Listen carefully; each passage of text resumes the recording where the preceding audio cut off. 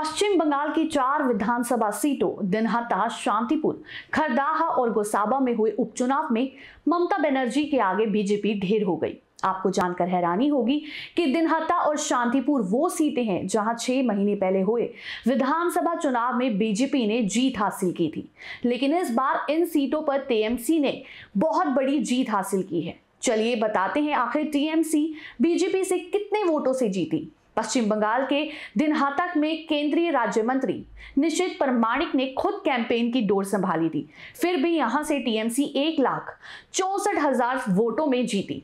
इसी तरह गोसाबा सीट पर टीएमसी की जीत का मार्जिन 1,43,000 रहा। खरदा में 93,000 और शांतिपुर में 64,000 से ज्यादा वोट से टीएमसी जीती। अब सबसे बड़ा सवाल, आखिर जिन सीटों पर महज 6 महीने पहले बीजेपी जीती थी, वहां भी इतने बड़े मार्जिन से क्यों हारी और बीजेपी के इस हार की वजह क्या है? तो आपको बता दें, टीएमसी सिर्फ जीती ही नहीं बल्कि उसने बीजेपी को बंगाल में पूरी तरह से ध्वस्त कर दिया। और बीजेपी के लिए सबसे बड़ी चिंता की बात यह है कि टीएमसी के साथ ही कम्युनिस्ट पार्टी का वोट शेयर भी बढ़ने लगा है। जी हां, विधानसभा चुनाव में सीपीएम का वोट शेयर 4% पर आ गया था, जो अब एक सीट पर 20% तक पहुंच गया है। इसका सीधा इशारा यह है कि सीपीएम के वोट उसके पास दोबारा पहुंचने लगे हैं। आपको याद दिला दें, सीपीएम के वोटों के जरिए ही बीजेपी ने लोकसभा में 18 सीटें और विधानसभा में 77 सीटें जीतने में कामयाबी पाई थी। लेकिन अब ये नए आंकड़े बीजेपी की चिंता बढ़ा देते हैं। वहीं गौर करने वाली बात यह है कि दिनहाटा तो नॉर्थ बंगाल में आता है। नॉर्थ बंगाल में बीजेपी मजबूत है।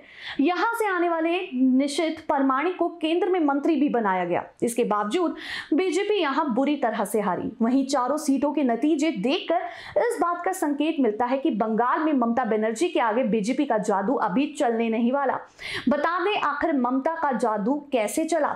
तो सरकार बनने के बाद ममता बनर्जी ने लक्ष्मी भंडार नाम की एक स्कीम शुरू की। इसमें मिडिल क्लास की महिलाओं को 500 रुपए और लोअर क्लास की महिलाओं को 1,000 रुपए महीने अकाउंट में दिए जाते हैं। इसी स्कीम की जबरदस्त पॉपुलैरिटी देखने को मिली। कई जगह तो पुलिस को भीड़ को कंट्रोल करना पड़ा। इस तरह की स्कीम से भी ममता बनर्जी को विराट जीत मिली है। महिलाएं उन्हें एक तरफा समर्थन दे रही हैं।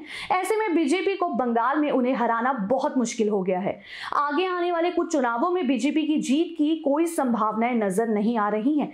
अब देखना होगा कि बाकी स्टेट्स में भी क्या बीजेपी सरकार का जादू चलेगा या इस बार बीजेपी को भारी हार का सामना करना होगा। इसी के साथ आप देख रहे हैं ग्लोबल नाउ 24/7। मैं आपके साथ सादिका कौर। जल्दी से जाके हमारे वीडियो को लाइक करें, शेयर करें और चैनल को सब्सक्राइब करना ना भूलें। धन्यवाद।